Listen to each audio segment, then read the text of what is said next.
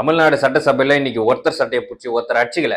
ஆனா மீதி எல்லாம் நடந்துச்சு. பாத்ரூம்ன்றாங்க, சங்கின்றாங்க, மாத்தி மாத்தி கமெண்ட் பாஸ் பண்ணிட்டே இருக்காங்க. நம்ம மாண்புமிகு நம்ம கரூர் கம்பெனி மாண்புமிகு சங்கி அமைச்சர் மாண்புமிகு பாத்ரூம்ல 3 மணி நேரம் உட்கார்ந்து இந்த எதிர்க்கட்சி தலைவர் சரி, இந்த பிரச்சனையை யார் ஸ்டார்ட் பண்ணான்றத சுருக்கமா பார்த்துடலாம்.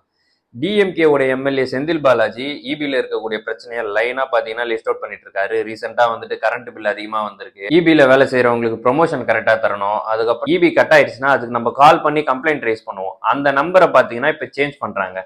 அந்த நம்பரை நீங்க சேஞ்ச் பண்ணாம சப்போஸ் ஜியோல இருந்து ஏர்டெல் மாறுறீங்கன்னா அப்படியே அந்த கம்பெனியை மட்டும் மாற்ற வேண்டியது தானே. இதனால பொதுமக்களுக்கு சிரமம். கடைசியா அந்த ஹார்ட் டிஸ்க் கேஸை பத்தி பேசுறாரு.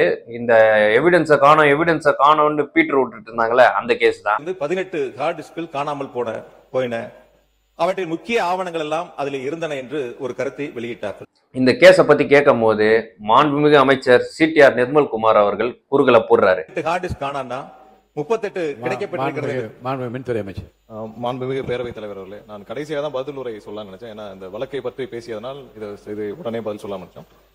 கேஸை பத்தி பேசிட்டாங்க, அதனால நான் இப்ப பேசியே ஆகணும்னு சொல்லிட்டு கேஸை பத்தி பேசவே இல்லை.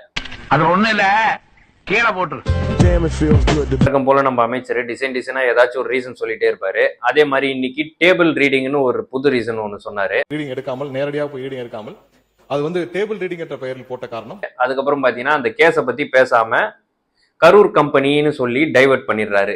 நம்ம மாண்புமிகு நம்ம கரூர் கம்பெனி மன்னிக்கணும், கரூர் முன்னாள் சட்டமன்ற உறுப்பினர். இப்படி பேசினா எதிர்கட்சி சும்மா இருப்பாங்களா? பதிலுக்கு அவங்க சங்கின்ட்டாங்க, பதிலுக்கு இவரு பாத்ரூம்னாரு, பதிலுக்கு அவங்க பாத்ரூமை பாத்துக்கிறதுக்கு ஒரு அமைச்சரா. நம்ம மாண்புமிகு நம்ம கரூர் கம்பெனி மாண்புமிகு சங்கி அமைச்சர், மாண்புமிகு பாத்ரூம்ல 3 மணி நேரம் உட்கார்ந்து இந்த எதிர்கட்சி தலைவர். நான் தமிழ்நாட்டுல யார் யாரு பாத்ரூம்ல எவ்வளவு நேரம் உட்கார்ந்துருக்காங்க அப்படின்னு கண்காணிக்கிறதுக்கு ஒரு தனி அமைச்சர் வச்சிருக்கீங்களா? சோ இந்த பிரச்சனை யார் ஸ்டார்ட் பண்றான்னு பாத்தீங்கன்னா நம்ம மாண்புமிகு அமைச்சர் சிடிஆர் நிர்மல்குமார் அவர்கள் தான். ஸோ டிஎம்கே சைட்ல இருந்து கண்ணியமா எந்த ஒரு மரியாதை குறைவும் இல்லாம இத்தனை கொஸ்டின்ஸ் அடுக்கடுக்கா கேட்டாங்க.